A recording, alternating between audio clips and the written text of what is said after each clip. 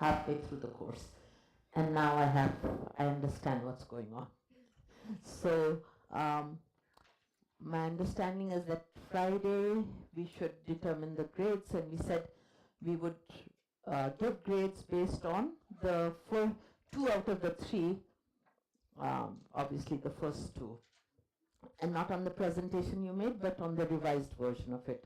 So in a little while I looked at the presentations, and I thought maybe this afternoon while you're working on your presentations for tomorrow, I can meet individually with each group and we can just go over some of the points, right? The other thing is, will you be ready to make your presentation tomorrow morning rather than afternoon? Because then I can give comments in the afternoon so that you have time to revise on Thursday, right? Thursday is going to be the day when you can finalize your both of your presentations. And so also in light of that, I'm going to keep shuffle the proportion of teaching versus working in groups a little bit, so that it's Friday and Saturday are more teaching heavy and less time for to work, so that today, tomorrow, and the day after you have a little more time to finalize and polish your presentations. Does that sound reasonable, workable? I'm also willing to entertain questions that you think haven't been addressed so far and doesn't look like they may get addressed. For example, Priyanka raised the point that we've been talking about WH movement and the semantics built on WH movement, which seems plausible for English, but is it necessarily what we want for, maybe I'm changing a little bit what you said, but are there other ways? And of course there are other ways of interpreting questions, even in English, which I don't mind discussing at least to some extent, to give you an idea of what those other alternative methods are. But that I think we can wait till, let's say, Saturday, because nothing in what you're doing between, for your presentations really rests crucially on that.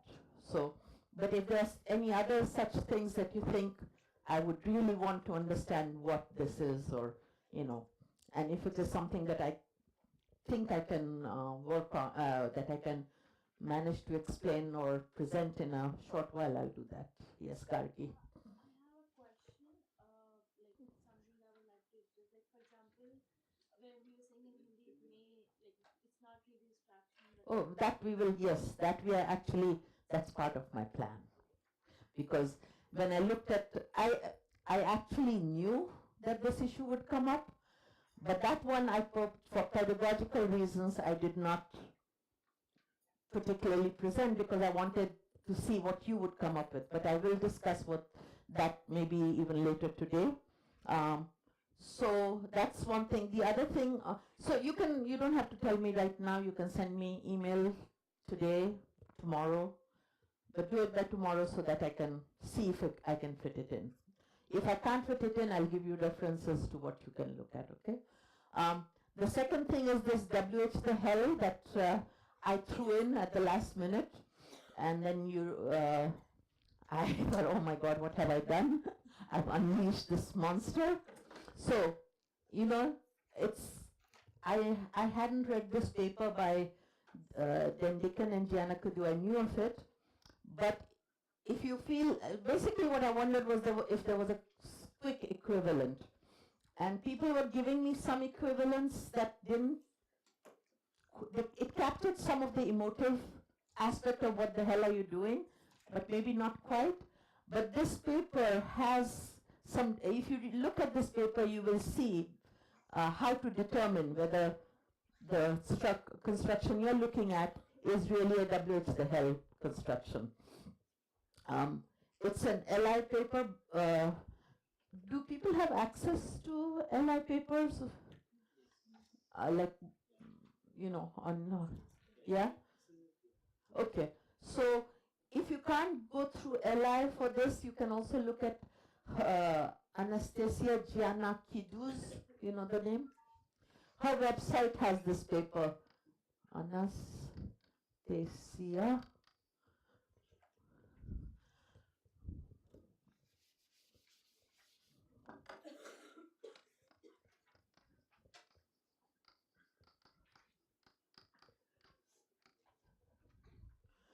So this paper is on her website, you can look at it. If you want to work on WH the hell, the other thing is, it's not necessary that every language has everything, right? But it's good to know what this thing would be. I don't know the analysis, but here's one diagnostic.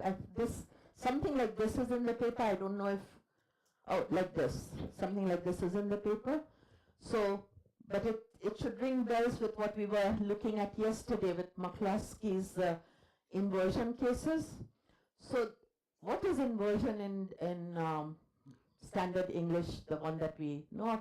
It's a main clause phenomenon, right? To form questions, direct questions, we have inversion.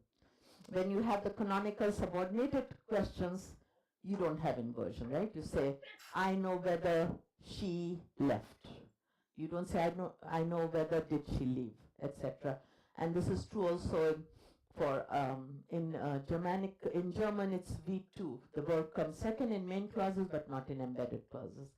And yet there's a class of embedded clauses where you see root phenomena. And this reminded me of that. Again, I'm not sure that's how they present it, so you'll have to read and see whether what I'm saying is consistent with what they're saying, or whether they've already said it and I'm repeating it. But so make sure, if you ever work on this, to get the citations right. If it's what they're saying, then you should attribute it to them, obviously. So one of the things that data they mention is, you can say, I know what the hell she did. You can't say, I know what the hell she did. Or it's bad, or something like that. Does it sound good to everybody? There's something odd about it, right? In a way that I don't know what the hell she did sounds better. And I think, do you know what the hell she did? If that sounds better, then we're not talking. I haven't spent time thinking about this too deeply, but look at the paper and make sure, if you're going to work on WH the hell, there may be other diagnostics there. But I do think, I wonder what the hell she did sounds definitely better. Any questions? So the order for the next 3 days is, tomorrow morning you'll make your presentations on delinking, so that tomorrow afternoon I can spend some time with you giving feedback, and then you will get feedback on the first presentation today afternoon. So Thursday you can, we'll see where we are tomorrow, and then you can decide whether I give any lecture at all on Thursday, or whether you need time to work on it, and what Avinash and Renuka tell me I need to do.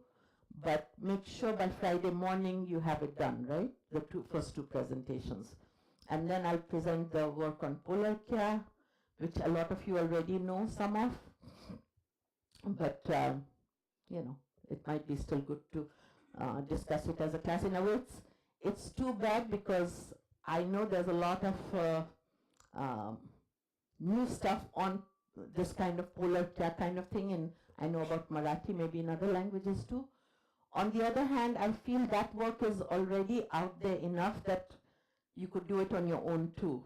Whereas this delinking is not something we've looked at all for South Asian languages. So at least we'll have some kind of base to, maybe it'll come to nothing, but at least you'll have something. If someone asks you, do you have delinking phenomena in language X from South Asia, you will say, well, it's like this. But the funny thing is, it's not only in the language we are saying, but in at least 3 other languages that we looked at in this context, okay? So, any questions on the logistics? Yes. Mm-hmm. If anybody says that, do you know what the hell she did? So I can answer, I know what the hell she did. Yeah. And why is that a problem? Oh, you're saying the answer, I know what that is. So, yeah, that's a good point. Can you say I know what the hell she did? Okay, so what you're raising is a very valid point, but it plays out in another. So this would actually add to the idea that it's a polarity item. So if I ask you, did you eat anything this morning? That's a good question, right? How will you answer? Yes? Not I did. Full sentence. Yes? I ate something in the morning. You can't say yes, I ate anything, right? So if it's a polarity item, which is what I expect they are saying, then polarity items are good in questions, but in the corresponding answer you have to switch from the polarity item to the regular item. So that's what we did with, that's the one I know better. So it's, in a way we copy the question nucleus, but we copy something that's not exactly word for word. Similarly, if I say, do you know the answer? You don't answer, yes, you know the answer. You say, yes, I know the answer, right? So things that are either indexicals, you give the correspondence. So the proposition doesn't use I and you, right? The proposition uses Swarali knows the answer, Swarali doesn't know the answer. And if Swarali herself is going to give the answer, then she'll use the expression that best matches the meaning the individual Swarali, which in her case would be I. In my case, it would be you, right? If I'm addressing it to you. So similarly, you're right that this is a problem if you copy exactly. So the idea would be that what the hell kind of a item, like other polarity items, that is the exact syntactic form that or morphological form you use is dependent on the structure in which it occurs. But it means something, that meaning gets transferred. So, yes. In general, when we ask a question, do you know what someone did? Mm-hmm. There are two readings that I get. One where I know what the person did and I'm checking if you know and then I'll give you the answer. And the other one is just a direct question where I want to, like, I'm seeking information. Mm-hmm. So in D, the first reading gets blocked for me where, like, I'm genuinely just asking for information. I'm not checking whether you know and seeking to fill you in. Yeah. So good point. Will segue directly into what we are going to discuss. Technically, it's embedded. You're not seeking information. Technically, right? It's just a declarative. It's simply stating I know or I don't know what the answer to this question is. But pragmatically, very often, if I say I don't know something, you mean B. I know what the hell, or D. Do you know? Yeah, but same thing. Sometimes with this or with this, you answer the technical answer to this is yes, I know. No, I don't know. But in reality, very often we wonder why this question, forget the hell part, but why are you telling me what you know and you don't know why are you asking me whether I know? Maybe you're interested in the question itself. So this ties in with what we discussed a little bit in relation to scope marking, that Q2 was the main point, right? And we'll see, in fact, that's one of the cases that we'll be discussing today. What McCloskey presented, if you remember, was this kind of a paradigm, right? Where no, it wasn't about what the hell, but it was about inversion, which is why I said root phenomenon.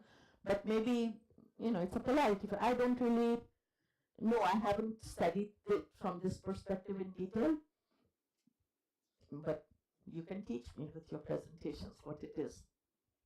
So I'm going to leave this till tomorrow morning. You can, again, I'm not pushing everybody has to do WH the hell. You might think about it, but it does respond to what we were discussing yesterday in terms of what diagnostics would we use to decide whether something that has an expressive feel to it. It's like, which idiot did this, right?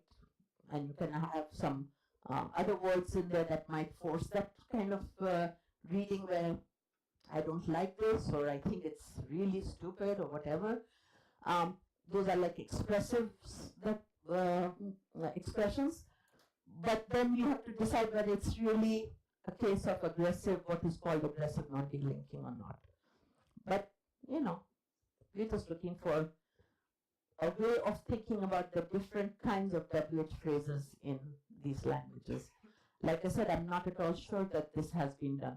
Oh, one other example that I think is worth looking at, which also I did not push. I said how many, but you can also, this is something that shows, so remember I said for Pesetsky, there's a class of noun phrases that are inherently delinked, which N. Then there's a class that's aggressively non-delinked, which is the hell. In between is the class that's not inherently delinked but can get delinked. And within that class, there seems to be three layers at least. One is who and what that very easily get queued to a given familiar set of entities. Where and what also seem to allow, but then how, why, how many, they tend to be a little more problematic. And here's one example that is generally given to show that this is hard, how is hard. I presented how many, but how. So you can say, how did you fix the car? And what will you answer? For example, how did you fix the car? By calling the mechanic or doing it myself or using a nut to a nut and bolt or tightening, whatever. So it will be manners in which the car got fixed. What about this sentence or this question? How didn't you fix the car? Does that sound good? She laughs. What would it mean? So this is a negative island effect, right? Because there's a negation. How did you not fix the car? And now you're saying, suppose you had three ways of potential ways of fixing. The answer you should get, if this was acceptable, then let's say there are three ways of fixing the car: calling the mechanic, doing it yourself, doing it yourself, and asking a friend. Let's keep them minimally similar. How did you fix the car? There's one out of those three that you will name, the one that was true. In this case, what you should answer, the presupposition is there's one that is true. I did not fix it by myself. The other true are false, right? I want three in there. So it means that I fixed it by calling my friend. I didn't fix it by calling my friend is false. I didn't fix it by, what was the other one? Calling the mechanic is false. The only one that is true is I didn't fix it myself, right? But that's not the meaning we get, right? It's, if you say I didn't fix it myself, it doesn't mean you fixed it by calling the mechanic and calling your friend. So this sentence is problematic, and this tells you how hard it is. I think this makes it clearer. So remember, they are all negative sentences. Only one of them is true, right? The other two are false, which means that the positive counterparts are both true. And that's not what the meaning that we intuitively get. Or that explains what's wrong with this sentence, with this question. So this is an example simply of showing why negation is a weak island that is harder with how. You don't really, how didn't you fix the car, doesn't quite work the way we expect. Who didn't you invite is easier to, because you can say, I didn't invite John. I invited Mary and I invited Sue. Those are the two. So I didn't invite Mary is false, i.e. I invited her. I didn't invite Sue is false, therefore I invited Sue. But that's easy to think about as inviting a multiple set of people and not inviting one person. So the delinking in this case, I suppose you could make it work, but it's much harder because that means you fixed it in two ways and not in a third way. That's sort of where it's going. Okay? Shall we move on to the business of the day? Can I raise this?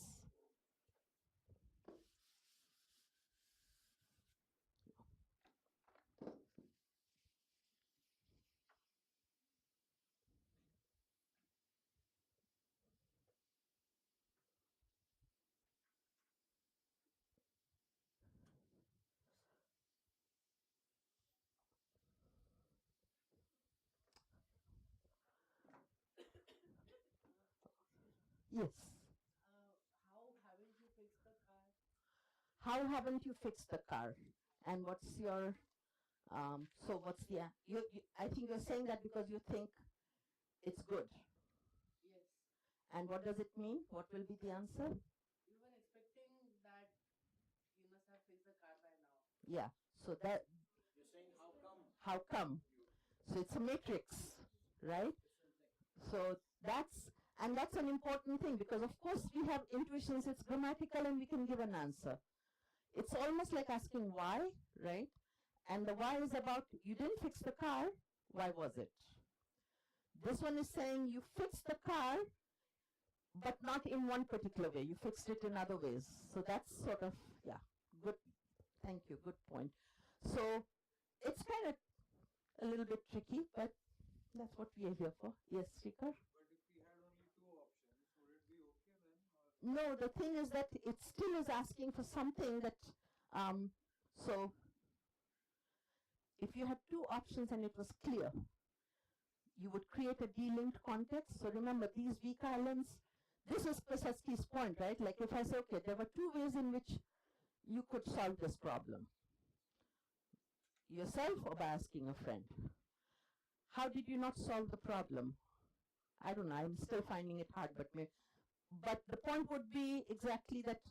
I think with two, with delinking, it works. Maybe even with three, if you set up the context in the right way to say, you have to do it in every way but one.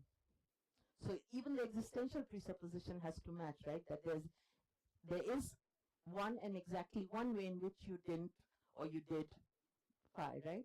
So a lot of things have to be controlled. I think Piasecki's point here would be that how much controlling you need in order to make it work, however much you need, it's not the case with when you have a full delinked phrase. There somehow it comes for free, or that's his general point.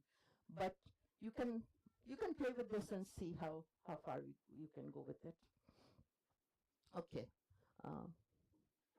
Did he bring the thing? Oh, I thought he brought the handouts for. Okay, we'll wait. What time is it? 10. Okay, so here's what we'll do. I just will quickly review and see if you have any questions on. I'm looking at this very short handout that had embedding speech act phrases.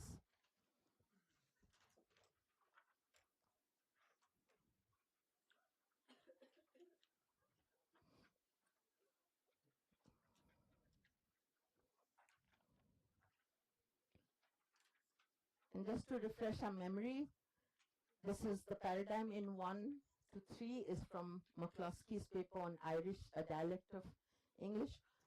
So yesterday, I think when I presented it, it was towards the end, so I didn't really take questions and objections or whatever.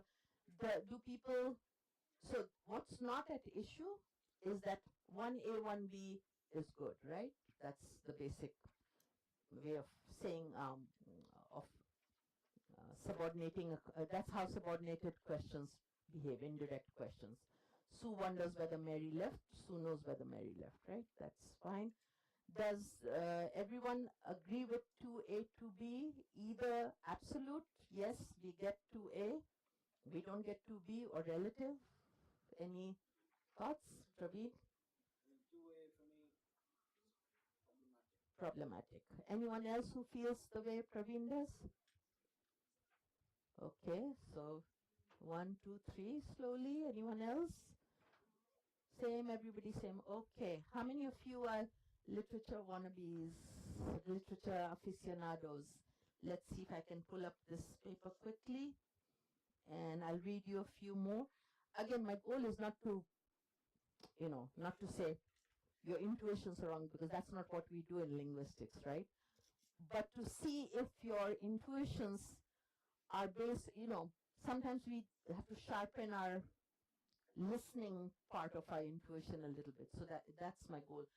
Because here's the other thing, even if it's not true for standard English, it's only true for the dialect of English that he's talking about, it still is a fact about natural language, right? And it's worth looking at.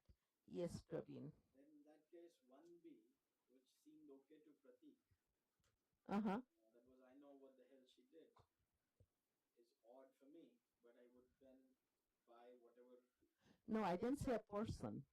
I mean, although, I mean, yeah. what I'm saying is that if it seems and he believes that it is okay. It wasn't actually okay for him. He was questioning me in a very polite way. I think it was not okay for him.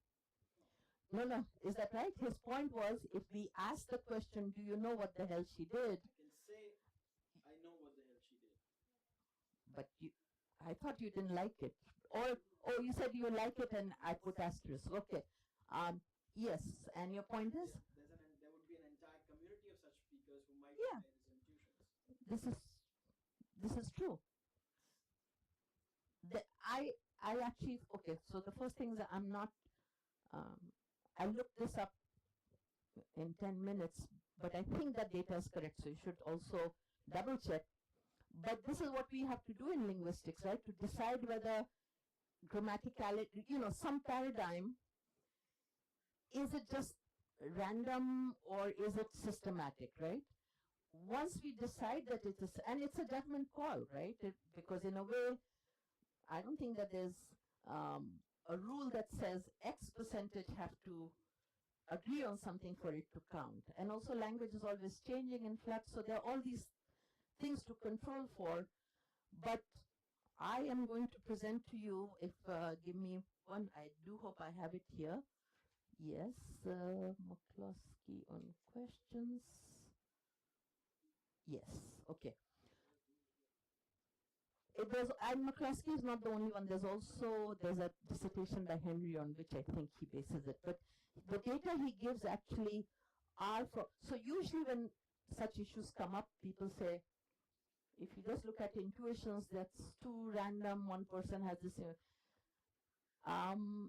if it, whatever is random, fine, then they look at corpus, right? And they say, okay, now this is real. I'm not going to necessarily say whether, I think if you do intuition, not the way I did in 5 minutes looking up something, I would never push that as the way to do linguistics. But if you really spend time thinking about it, checking with people, I think you're usually on track on something. But in any case, here's some stuff that should qualify. So I'm reading from a book by Rodney Doyle, which I haven't read, The Woman Who Walked into Doors. I wondered, would I be offered the same plate for the whole holiday? This is from there. I wondered, would the place always look like an abandoned building site? So all of these are direct question syntax in indirect questions. I wondered, was he illiterate? I asked Jack, was she in his class? I'm sure, okay, now we go to someone called John McCarran, that they may face the rising sun. I'm sure she wasn't far from the truth when she asked, was he thinking of throwing her in? So I know I'm reading all these things fast, but these are all from print published literature. And there are many. I want to go to James Joyce because I assume we've either read, heard of, or whatever. So here's from James Joyce, Dubliners. Yeah. The baritone was asked what did he think of Mrs. Kearney's conduct. Joe was nearly getting cross over it and asked how did they expect Maria to crack nuts without a nutcracker. Both of these are from James Joyce, etc. So you get the point that it is there in the literature, even written literature, but of course these are probably more conversational styles. However, his point is that if you take, these are all good with ask and wonder type of predicates. Yes, Praveen. They seem pretty okay to me. Mhm. question is, what if it were the case? Because you find these novelists writing in different ways. You would find them writing without any punctuations True, whatsoever. true. Mhm. No full stop, no comma, nothing. So when you all the sentences that you just spoke, if I were to if I were a normal listener, I would simply think that there was perhaps, I wondered, comma, Quotation. quotation, something like that. So now again, I won't spend time reading it. Quotation, it's very important that we know that this is not quotation. And the way to know that the one that I am better at spotting is in lexicals. This is English. English I in quotation refers to the subject, right? If the quotation is X said, not if it's X heard, but let's say X said. But if it is not quotation, then I will refer to the speaker, and she will refer to the subject, or he, whatever may be the case. Also, if there's a quantifier, everyone, and the he, she is bound by that quantifier, then you know it's not quotation. So all of those things are controlled for. Let me see, yeah, this one, 3A, everyone is wondering, should he leave? Again, the actual example which he says, if I can, let me see if this is searchable. Winifred. Okay, this is not searchable, but anyway, there's an example that said everyone is wondering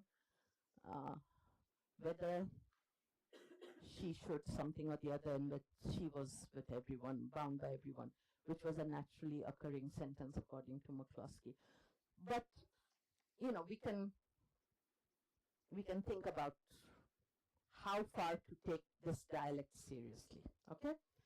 But for the moment, let's take it at face value, and what I'll show you is that, well, first of all, we see it somewhat replicated in this paradigm that is totally unrelated. Also, when we look at polar kya, so Rajesh did a corpus search. So we had certain data which hadn't looked at these sorts of variations. And when Rajesh did a corpus search, he said, well, look at all these cases that are, but then those were exactly the kinds of cases that McCloskey's diagnostic had separated out. So I think there's something to it, more than we have recognized in the past, and so it's instructive to look that way, look at it from that perspective. So everybody moderately okay? What about the other doubting Thomases? Praveen was the spokesman for your group.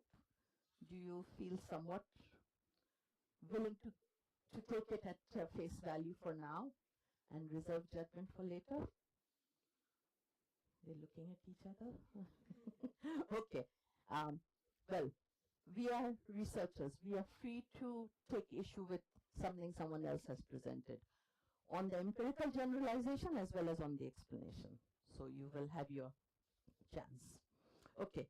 So assuming that this is correct and you've all removed that only predicates, so the basic generalization is that only plus WH, the predicates that only take plus WH are the ones that allow for this kind of root phenomena. And McCloskey does two things. I think in his own paper, it's not entirely clear whether he shifts course, abandons the first, or whether he still sticks to that analysis and says why this should be is a pragmatic explanation. So he says when you have predicates that take only plus WH, those are predicates that can take a more complex structure.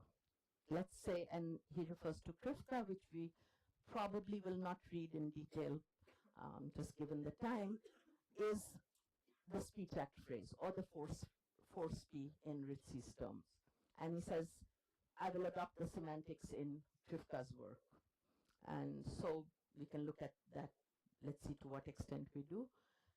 And the idea is that whether that speech act phrase can be licensed or not is pragmatic. I think that's sort of the essence of his account that I have, that I think in the end that's what he's saying. Because when you read the paper, at one point it feels like he's abandoning this idea that you get complex. No, so the way he pitches it first is to say that predicates that can take minus WH don't take the speech act phrase. But I think in the end what it amounts to is saying anything can take either kind of either kind of predicate can take either the speech act phrase or the CP phrase. But it's the pragmatics and semantics that decides whether that speech act phrase can be interpreted or not. Okay? So I should go back and read it again to see whether I'm putting words in his mouth or whether I'm actually understanding it correctly. Okay, so here's what we said. So page 2 is where we stopped yesterday, and the point was that if you take remember or know, what goes wrong if you have this structure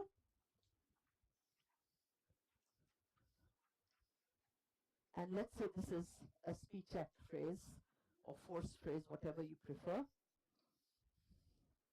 This is the CP and this is no.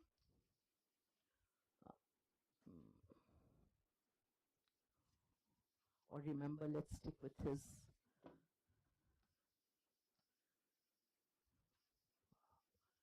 Was Henry a communist, right? So this is bad, but if it is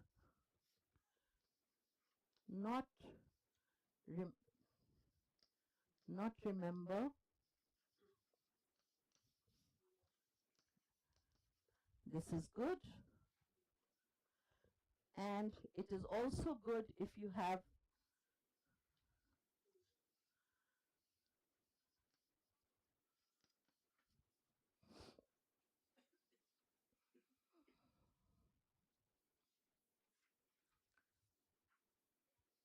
do you. So acute do a Q morpheme, so to say. If the matrix is, so that's, and so to this he says the necessary discriminatory work is done by ultimately pragmatic conditions. We do not want to hardwire it into the lexical entry of these predicates. A constraint that forbids it from combining with a complement of this higher type. So here's a suggestion about what I think that constraint might be, the pragmatic constraint might be. So suppose the pragmatic constraint is the following.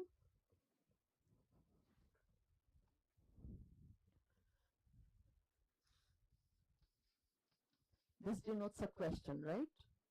So the subject, I'm assuming that it's Q to the subject of the matrix clause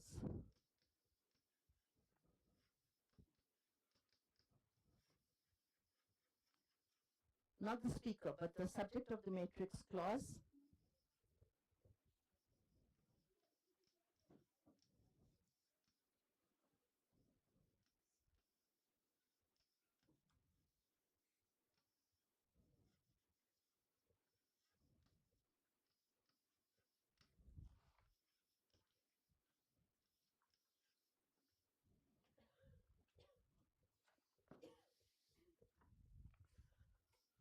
must not know answer Q. Suppose we have this as the basic. So when it's sort of saying, here's a matrix question in embedded position. That, sorry, cannot be, I was going to use Gunluxon's terms. This is what I had earlier. Then I thought, since we've looked at Gunluxon, let me try to put it in Gunluxon's terms. So the subject of the matrix clause cannot be the source of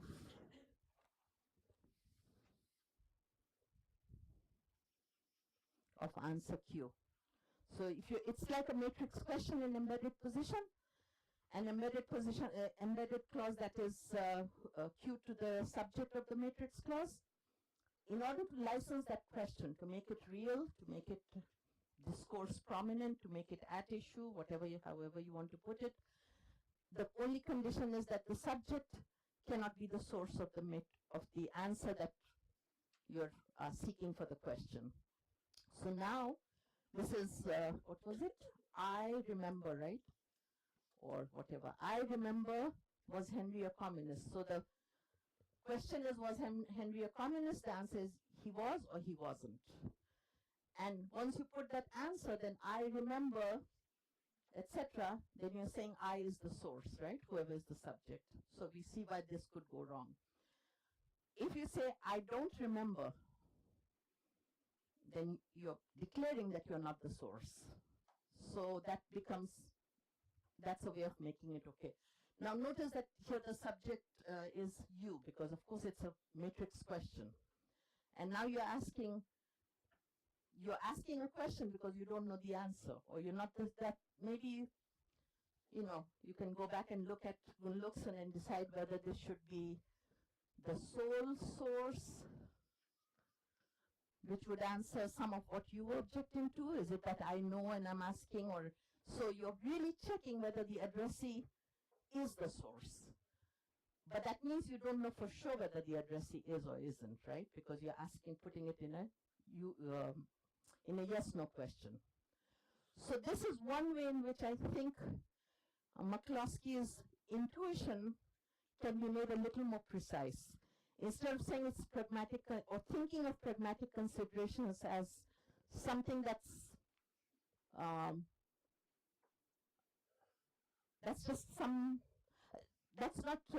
doesn't have the force of some prediction. I think if we use Gunluksan's idea of source and sole source to kind of make it a little more precise. Now this is a limited paradigm, but I think it does apply to this. So again, this is not something necessarily that's at the level of an explanation per se at this point, but it's a way of thinking about McCloskey's general idea and casting it in terms that could be falsifiable, right? Because that's an explanation is something that makes some predictions that can be shown to be wrong. So that's where we are at with this. Can I erase this?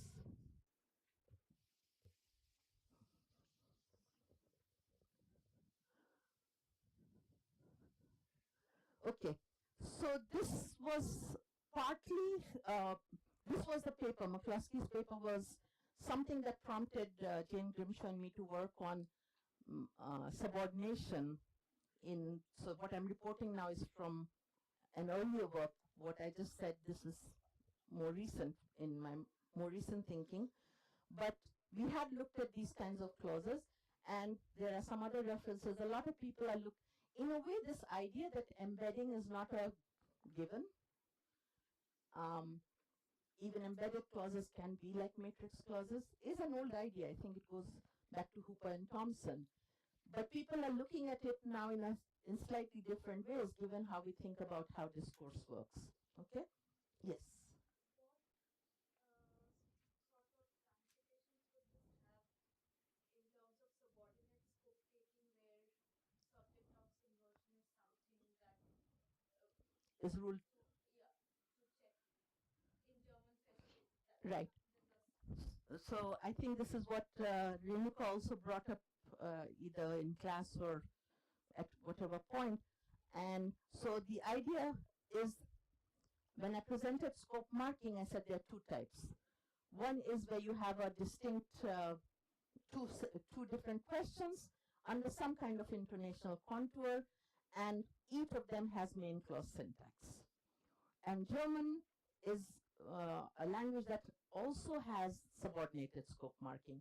And in fact, subordinated scope marking has the classical subordinated syntax. Furthermore, English was always thought not to have scope marking because we were looking at those structures. So I think the question can be asked, now that we think about scope of subordination as allowing main clause syntax in however limited a domain, maybe that's what we have in scope marking, and therefore things should be we reopen the discussion, right? So in this context, so the idea is, let's say we have this, we have we, and now I'm doing German, Hindi, etc. So let's put the object before the verb, but in English it would be reversed, doesn't matter. You have what, and this is the, instead of having a CP complement, which we know is not acceptable in English or in sequential scope marking, what you really have is an speech act phrase, force phrase, I'm mixing up the two, but whatever, a more complex structure. And now you could have a WH here that does inversion or whatever. I mean, this would be the verb, inversion, you have a WH that, then you can re-ask this question, is this direct dependency or indirect dependency? I don't think it settles the question one way or the other, but certainly it opens up a way of thinking about sequential scope marking that is also embedded. And so here this is going to be what is crucial, which is that if you have everyone here, this is a fact that is very clearly comes out in German, which has both of them. So there's everyone, blah, blah, blah. And now you move the W, let's say where, did, or whatever is the equivalent in German. I'm kind of mixing up my languages, but think of it as for, pseudo-German or quasi-German. Anyway, everyone what thinks, where should she, he go? So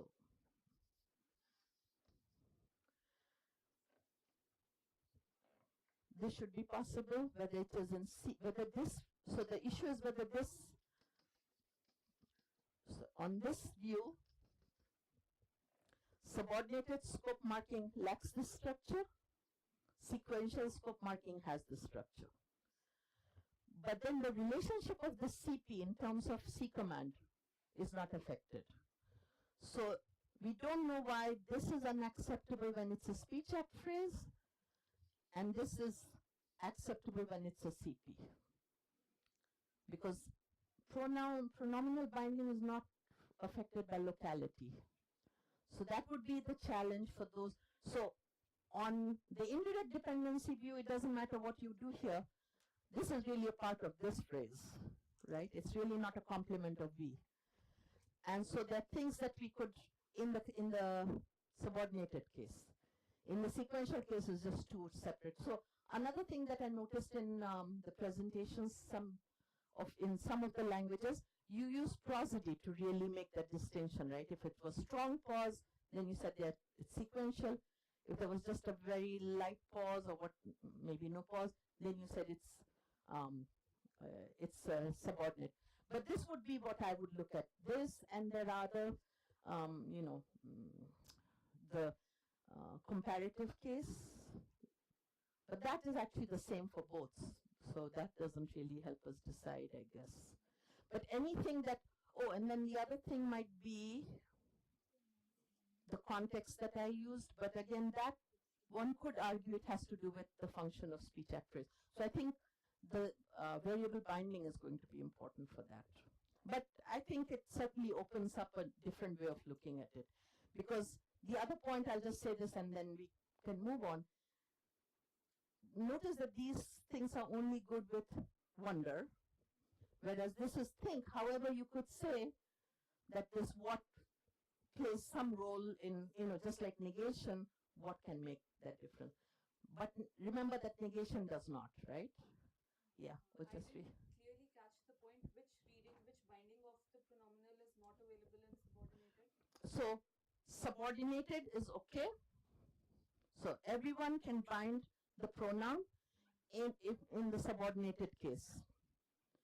It cannot bind the pronoun in the sequential case. So if you are going to merge the sequential into this, the C-command relation is the same between them then, right? So it becomes a little bit harder to push that line. but I think it's something that is is open to. But the other thing would be, then you have to really think, can I make this into why doesn't it work with negation? These are all things that the person who doesn't believe in direct dependency will question you on. But you should have the courage of your convictions and go with whatever you think is right, given this possibility. Maybe as a homework assignment, you should just try it out.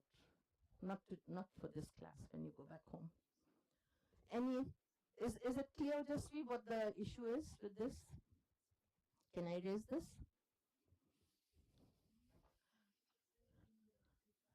Any other question before we try and see what the substance of the Alan Grimshaw ideas?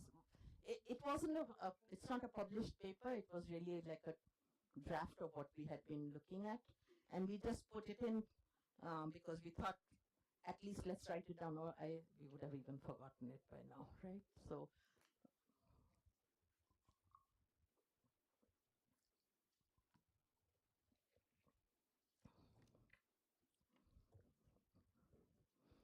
Okay, so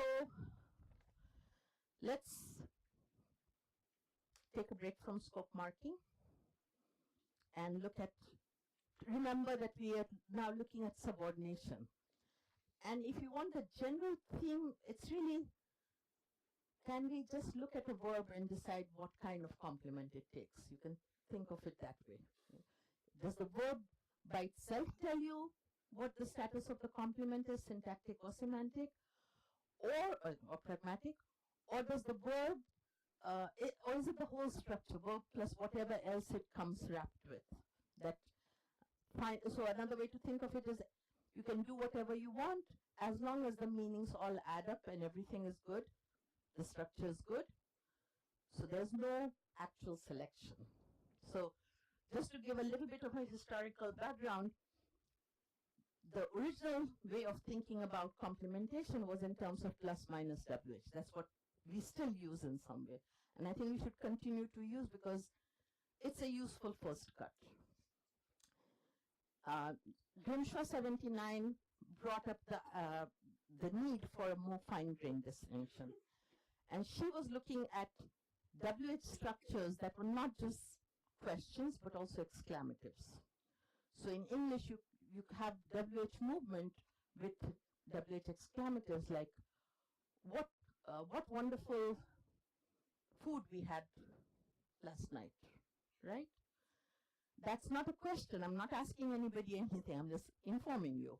But it was more than, I could have said we had good food last night. But this is to say it was good to a high degree, right? What good food that was. So her point was, that's WH movement. Should that satisfy the plus minus? Can I erase this? I say that and I erase it without looking to see if anyone will stop me. Okay. So take two structures that both have WH movement.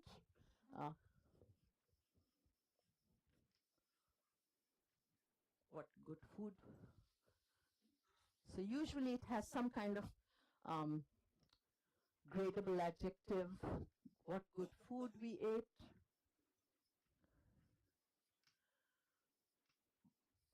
But this is, her point was that this is a plus WH construction.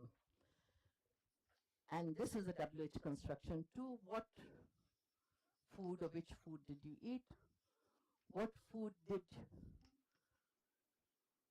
you eat, or what we ate? I could ask. I suppose to keep it minimally, I could say, what food did we eat last night? I could ask you that, right? I forgot the name, let's say.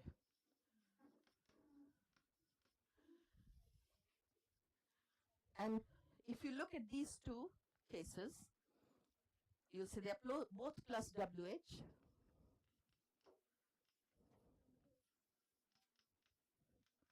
But the verbs that take one or the other are not the same. So for example, if you take one, she asked, or wondered, and you say these words are plus WH selecting. This is good. She wondered what food we ate. Fix your syntax, let's say. She wondered what food we ate yesterday. Fine. She wondered what good food we ate yesterday is not fine. So if you have another way to test the difference is what a good meal we had yesterday. You can't question with what something, right? So if it's what good food or what a meal we had yesterday, these are exclamatives. And you don't ask exclamatives. So her point was, in addition to the two kinds of selection, there's C selection, that's category. I take CPs, I take DPs, etc. We won't go into that. But there's also semantic selection. And when you talk about semantic selection, then you can say, ask and wonder, take questions. That's semantic selection. This is a WHCP that translates into a question. This is a WHCP that does not translate into a question. Rather, you can say it translates into some kind of, there's a factivity about this, right? We know that we ate a good meal, and we're expressing that it was good to a high degree, roughly speaking. It's not a question by me. I totally remember what we ate, right? I can name it. I'm just telling you that it was good to a high, to a high degree. So her point was, this is semantic selection. It's not syntactic. They're both CPs, we went into this SAP and all at that point. So, but if you read, so every word comes saying, I'll take semantically, I'll take this, syntactically, I'll take that. But the kind of data we are now looking at, even semantically, the question, let's say it's a question, things seem to change, right? Or not a question, what we were looking at. It's the form of the question, direct question versus indirect question. But whether it's good or bad gets determined not at the level of V, where you merge V and the CP. It gets determined higher up. But if you read her account of semantic selection, actually I think she anticipates this. Because what she says in explanation, why does she say this is bad? Because wonder and ask, in her terms, are the lexical meanings of these verbs express ignorance about the content of the. So that's fine here. What food did we eat? There are two possibilities at least that we are not, the person who is wondering or asking is not sure of. But in this case, the meaning of an exclamative it has factivity in her terms, and that's what other people have also talked about factivity. So it says, we ate food, it was good to a high degree. None of it has any indeterminacy. And so in a way she sets the stage for saying, what does semantic selection mean? It simply means compatibility with the meanings of the different pieces. It doesn't have to stop at the verb, it can be the whole structure. So I think this was really, I think reading this paper from the perspective of what we saw, starting with McCloskey's work, really made me think of semantic selection very differently. But it's totally logically what it predicts, what it entails. And in fact, there's a body of literature that tries to get other unexpected paradigms, for example, which also she and some literature around then had noticed, take like surprise, be surprised. Questions at this point, before I bring up the new point? Mm-hmm.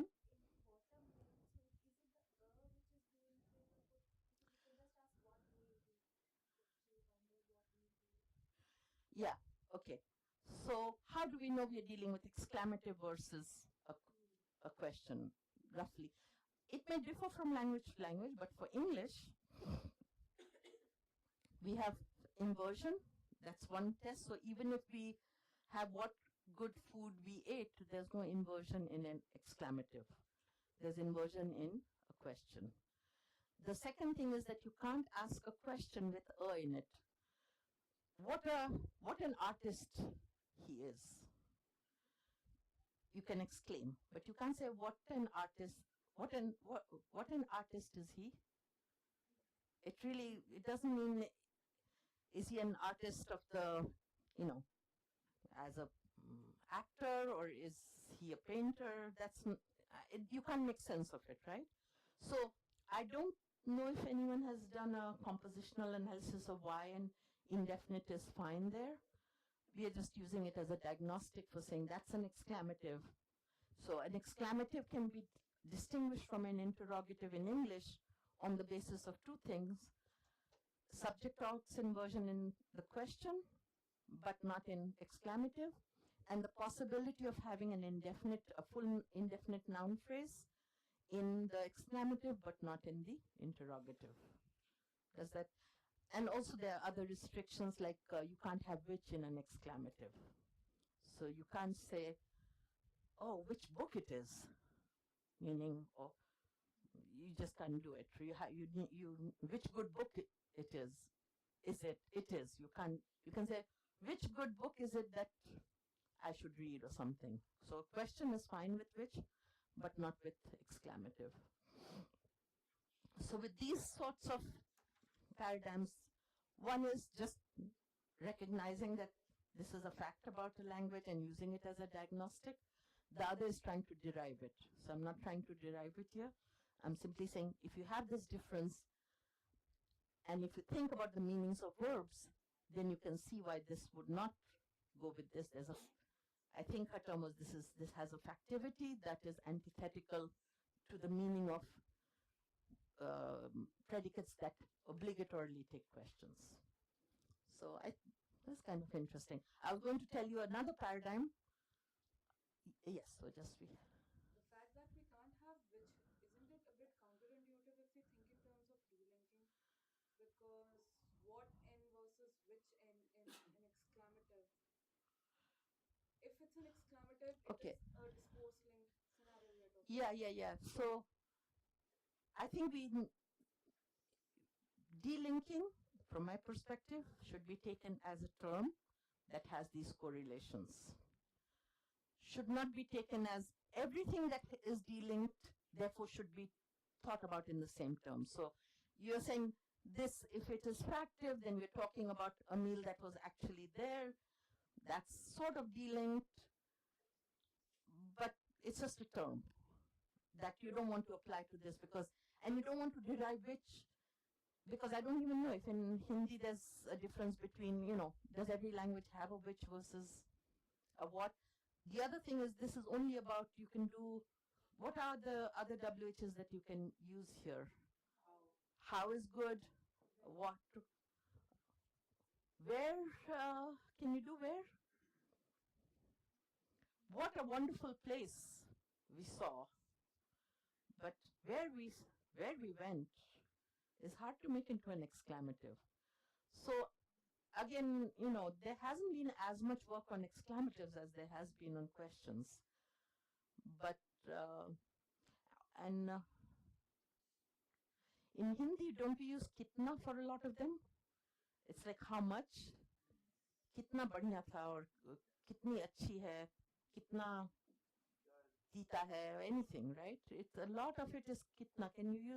You can say kya badhiya play dekha. Kya is good, kitna is good, whereas I think you wouldn't use how much, right? Unless it really was amount, right? How much food there was. How much food they wasted. Yeah, so it's really about amounts, but like when we were saying kitna acha tha, we wouldn't use how much. You could say how good. So again, diagnostics, not when you're trying to derive them, but if you're using them just as diagnostics, then it's sort of a little bit language specific. And this is something you guys are seeing also when you're doing delinking in these languages. We're not sure, is it really even mapping into the category, whether you call it neat or not neat. But let's say there's 3.5 categories or 4 categories in English. There's the inherently dealing, there's the aggressively non-dealing, and then there's the middle one, which has maybe some shading. And I don't know what we'll find out tomorrow morning, but I'm guessing that it's not going to be that straightforward, right? So no, these diagnostics are really for English and English-like languages. But however you make so the explanation though about the matching, so maybe let me stop and see. Are there questions? Oh, okay. So we're already doing up. Okay, fine. But but the explanation should carry over. If the explanation is really about lexical meanings of these verbs, not matching up with the meaning of an exclamative. So let's say in Hindi we use kitna more freely for exclamatives. And let's say we have puchna, which is closest to ask. Then it shouldn't be possible to say उसने पूछा कितना बढ़िया था, right? It's the same mismatch. You can say उसने पूछा कितना बढ़िया था, as in was it that good, or this, what was the level of goodness? But you can't exclaim.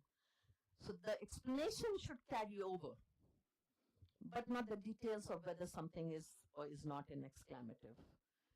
Any other question? I'm going to throw out another teaser. I really am not going to discuss it. You can look in my book for possible leads. But here's another thing that she used to argue for S selection and C selection. This was Jane was surprised. I don't know if this was exactly the predicate she used, but anyway, this would fit. Jane was surprised whether Mary left. This is bad, right? Or even some people want to add at. It's bad. But Jane was surprised at who left is good.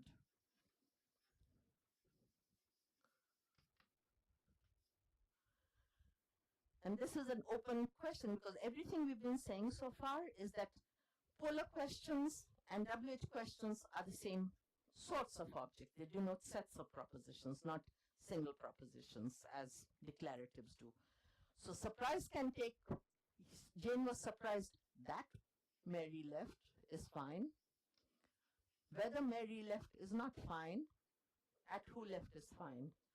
So her point was, don't just say plus WH selecting predicates. There's more going on here. Okay?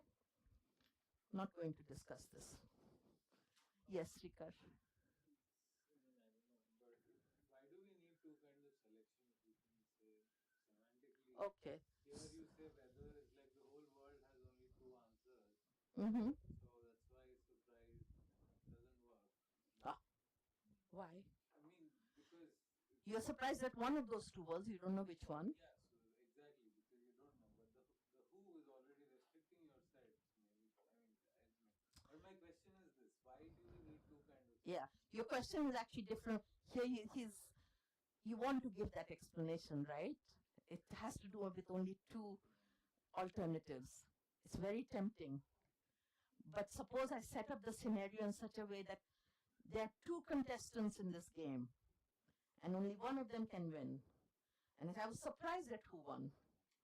So I take your point. And in fact, people have tried. It's a particular, but that comes very close. Like if A wins, B can't win, because this is one, it's one winner, we are choosing between two.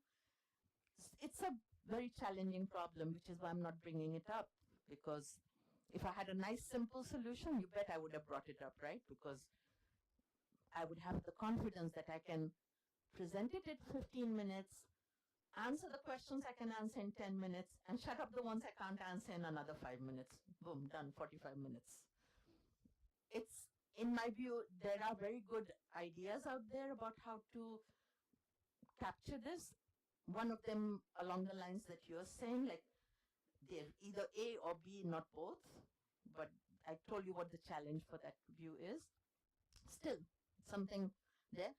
But your other question is, okay, then let's just go with semantic selection. Why do we need C selection, category selection, and that has to do with the what are called concealed questions.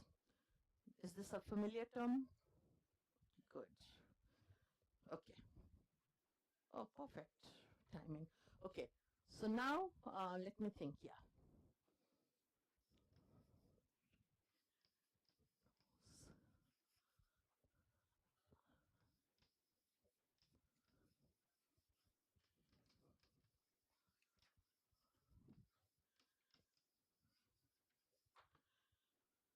Here's a sentence. Does it have an embedded question? Mary knows the capital of Italy. There's no WH complement, right, to the verb know. Okay, good. What is this?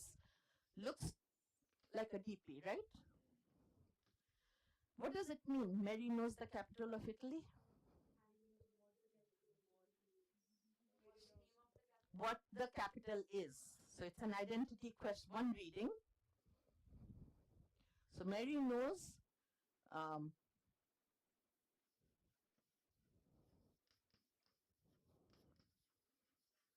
capital of Italy is, and now we'll range over Rome, Milan, etc., all whatever other cities you think are likely candidates. There's another meaning, which is I know Mumbai, I know Rome, I've been there, I know how to get from point A to, that's the acquaintance reading. So no takes two readings. Actually in Hindi, they're two different. Malum only takes this reading, right? Mujhe Italy ka capital malum hai means Rome. I can answer that question. It doesn't mean that I know how to make my way around Rome. उसके लिए भी आप मैं Rome अच्छी तरह जानती हूँ, right? So you can have a language that distinguishes between one or the other, and so this is one thing deep. So this is, we can say this selects DPs that are questions. There's another verb. Let's say, let me think.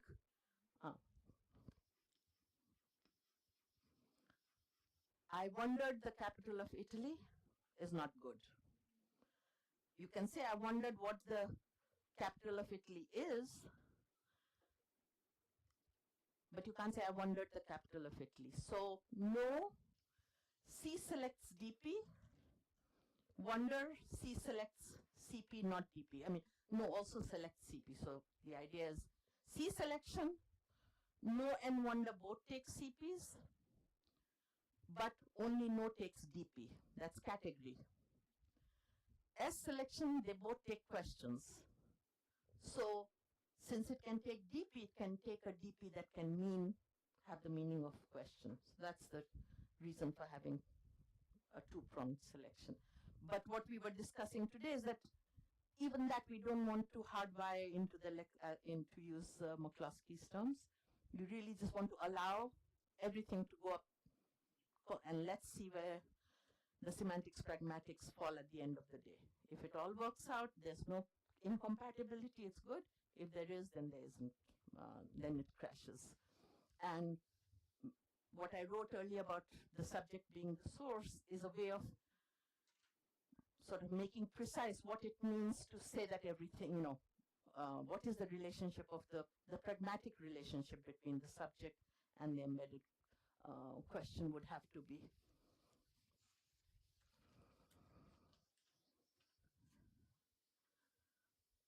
Okay, so any questions? Shall we do a little bit? Ringu, you have a question? No? Anybody else? Okay, so let's move on till we are called to tea.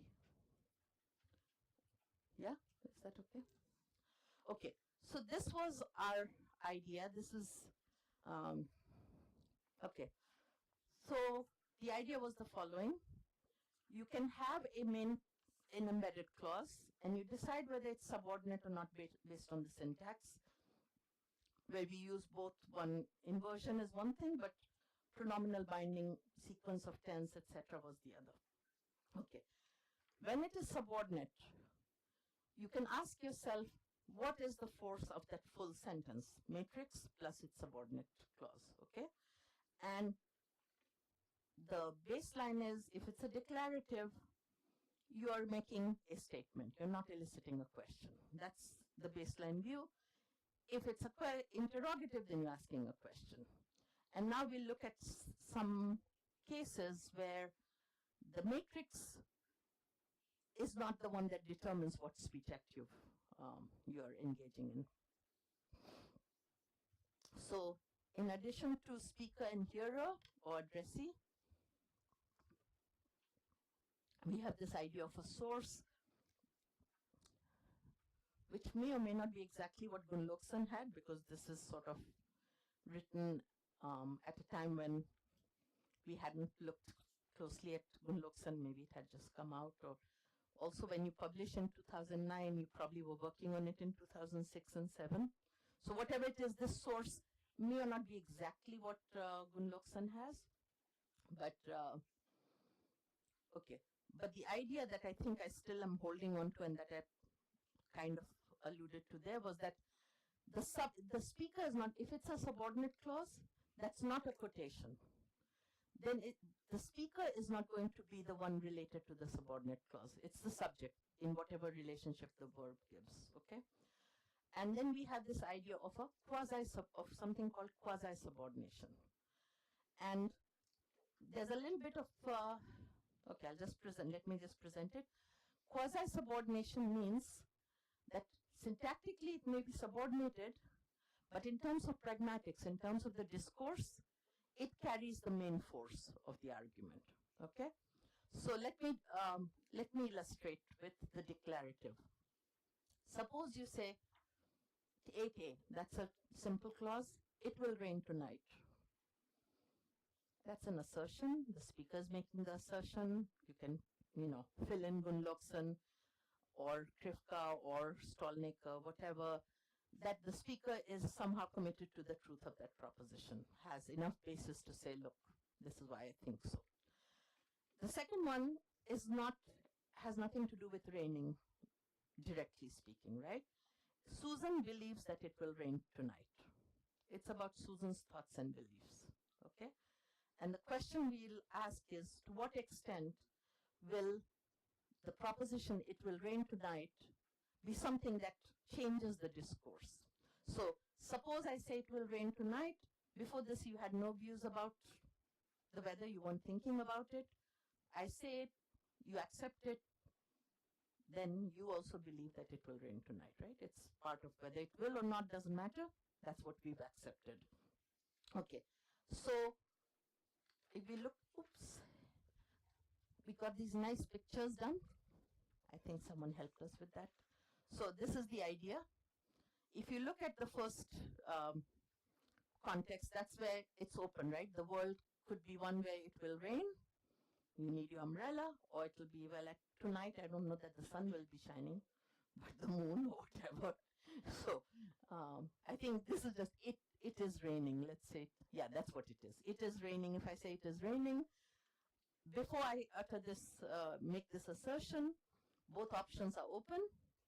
I make the assertion, you accept the so speaker. So we have three things here: speaker, hearer. In a simple clause, the source doesn't really, the source and the speaker are the same. So the context changes, and you rule out all the worlds in which that proposition is false. You're just left with your umbrella, right? Okay. Now, in the second case, we have Susan believes that it is raining, or he believes whatever that, I can't read this. Bill, yeah, Bill, okay. So Bill is the source of the thing, and where would we have this kind of a reading? We could say, what is, Bill has, I'm going to tell you Bill's views on, he's planning to do this, he wants to have a party, but he believes that it will rain tonight. So it was an outdoor party, he's going to move it indoors. It could be any scenario that you could think about where it's about Bill and what he thinks, what he believes. And in that case, our worldview need not change, right? We can still be open to the idea that it will rain or it is raining or it's not raining. I don't know why I keep going between tonight and right now. Why is Bill taking his umbrella with him? He believes it is raining outside, so he's carrying his umbrella. So that's the source can have that belief, but the rest of us need not, because this is a non-factive verb. Embedded, done. But the other cases where Bill is some kind of authority. Let's say he's the one who keeps, we always have, you must have someone in your group who's very good at, they always read the weather forecast, listen to the weather forecast or whatever, or look out of the window before they step out of the building, whatever. And in that case, if I'm asking you, well, do you think it's raining? You say, well, Bill says it's raining. And Bill should know. So to the extent that that source is a recognized authority, you can answer my direct question, is it raining? Either explicit or implicit, with Bill says it's raining and Bill knows. Now, in that case, you notice that the embedded clause is having the same effect on the context as the simple statement, it is raining. It's just that it's not directly, it's not that the speaker says, I believe this, or the speaker actually in fact, yeah, so it really is contingent on the authority invested in the subject it's a pragmatic thing. So you'll hear, well, mom says you can't do this.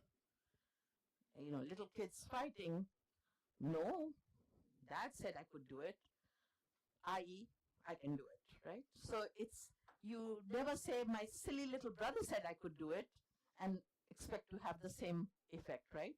So the idea is that this is the pragmatic part of it. But grammatically, it is what it is. It is subordination. This is a subordinate clause that is either an assertion or a question, and it's hooked up to the subject of the predicate. Okay, so let me see if there was anything. Yeah.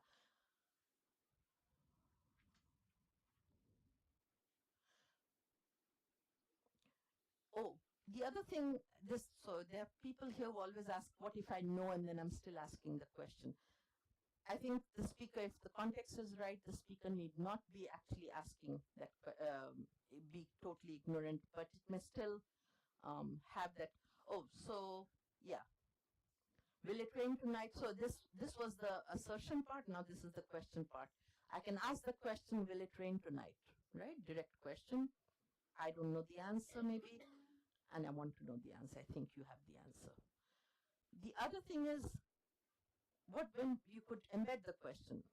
Susan is wondering if it will rain tonight. Now, do you want to answer the question? Sometimes yes, sometimes no. It all depends. So if you, I think we spelled out a scenario where if you are wondering about, why is Bill so preoccupied? Why isn't he participating in a conversation? Or why is Sue not participating? Well, she's wondering, she's preoccupied because she's wondering if it will rain tonight. None of us would give an answer in that case. But if you are Susan's secretary and, if Susan's secretary comes out to you and you're at the computer and she says, Susan's wondering if it will rain tonight, and you also kind of in the hierarchy, you will go to weather.com and say yes or no. You will answer the question because the pragmatics of the situation is such where Susan's desire to know is all important, has a certain priority in the discourse. So the point of all this is to say that things may be syntactically subordinate, but pragmatically the main point. And again, this is not something that is completely unique to our position. There's a lot of work being done on this, and in fact, it has some antecedents in, as I mentioned earlier, in the Hooper and Thompson paper. There's a slight difference in the way in which it is, in the way in which we connect the dots, and there always is, like the take is a little bit different. I think for Hooper and Thompson, they say embedded clauses can be assertions. But that's not exactly how we are pitching it, but same difference. Something, it has the same, we're looking at the same kinds of phenomena and trying to explain it with the same building blocks or slightly different building blocks, maybe.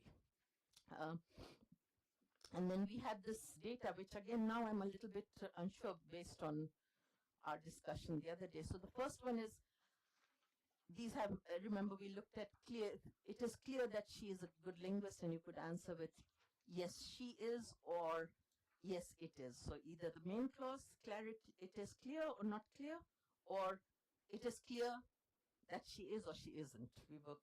So this is a little bit, now I'm not sure, you can look at, so it will rain tonight. No, it won't. Susan believes that it will rain tonight. In the normal course, that we won't say no, it won't, but again, Susan believes that it will rain tonight. You can answer it, probably you have to say, well, I don't think it will. I don't know that you can just say, no, it won't.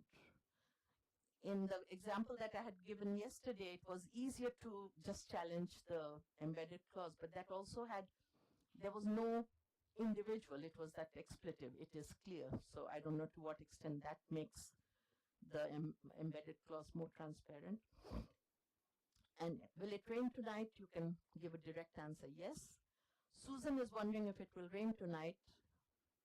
You really can't give an answer, yes. Yeah, this is very clear, because that's not either you interpret it as a question about the embedded clause, and then you say, yes, I believe it will, or you interpret it as a declarative, and then yes is not the standard response to an assertion. You can agree, yes, I agree with you, she is wondering, but you see that there are ways of kind of, even though they may end up having the same effect on discourse, there may still be the effect of syntax in how the at issue, not at issue pieces of a structure present themselves for the responses. It should be, we can stop here and take questions. Yes, Praveen?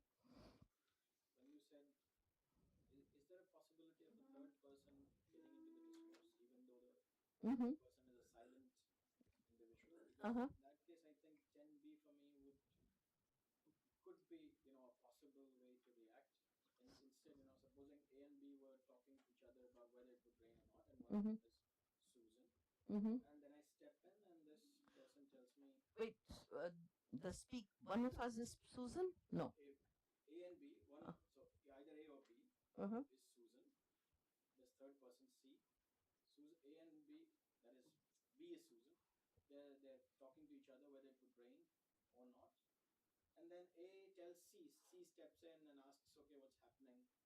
Susan said, or Susan believes that it will rain tonight. And now, okay, This yeah. person can say, no, it won't. I checked it with the... Yeah. So Susan is one of the players. It's probably easier with that, right? To get this. Again, so it's not a claim that it will or it won't, or maybe it was pitched that way, I don't remember. My current understanding is that a straightforward yes and no is a straightforward response to the main clause predicts certain things. But to the extent that something can be discourse active, you can respond. I don't know. You're saying you can do it just directly? It won't. In this particular context that I set up. Yeah, yeah. I'm also, I think I see why it is okay, but Susan has to be one of them, it seems, right? And yes. It seems, there seems to be some, yeah. So Yeah. are you somewhat sort of directing your Mm-hmm. approach to directly to Susan, which is why the direct really... Mm-hmm. In fact, now let me pitch another context. Forget about Susan being there here. Okay. These two people, A and B, are talking about what is it that Susan believes. And when the C steps in Mm-hmm. and says, okay, what's going on with you two, right? And they say, we're discussing whether it would rain or not. And Susan believes that... So you are making it very clear that under discussion is whether it will rain or not. And you're bringing in Susan believes, and then it's possible. Yeah, maybe I would get it. So the reason Yeah. why I said Uh-huh. I want to ask you this, or Mm-hmm. I needed the clarification, was we were talking about, when we picked Gun Loksen's terms, Mm-hmm. commitment, source, etc. So here the source is not readily there, physically speaking. Mm-hmm. It Mm-hmm. could be a source that's just outside. It just Yeah. happens to be the case that I invest my faith in that particular source, Right. Right. and Yes. still things can be worked out. I mean, Mm-hmm. the richer you make a particular context. The more chances of the subordinate clause becoming discourse active. Yes, absolutely right. And that means these tests are not hard and fast. And I think we didn't. Um, I think that clearly, and it is clear one. There's no way, or maybe you can. The point is that the syntax is not to be ignored. It may be overridden to some extent. How rich you make the context and how much you make make it possible for the embedded clause to be um, considered on its own, right? That was sort of what I think your rich context was like, what's under debate is it or is it not? And in that case, then you could perhaps still answer. So again, all of this is not a way of saying that, you know, it can never be the case that you could target the embedded clause, but you can create a context, make it an existential statement. In a context of a particular kind, you will get a difference depending on, so which would show that even when something is discourse active, or it may not be directly targetable, something like that. But the general point is that you can have subordination going along with a syntactic root phenomena like inversion. But notice that these are not inverted, right? These are real subordinate clauses. So my current understanding is that to be discourse active, you don't have to have main clause syntax. So earlier when we said Susan wants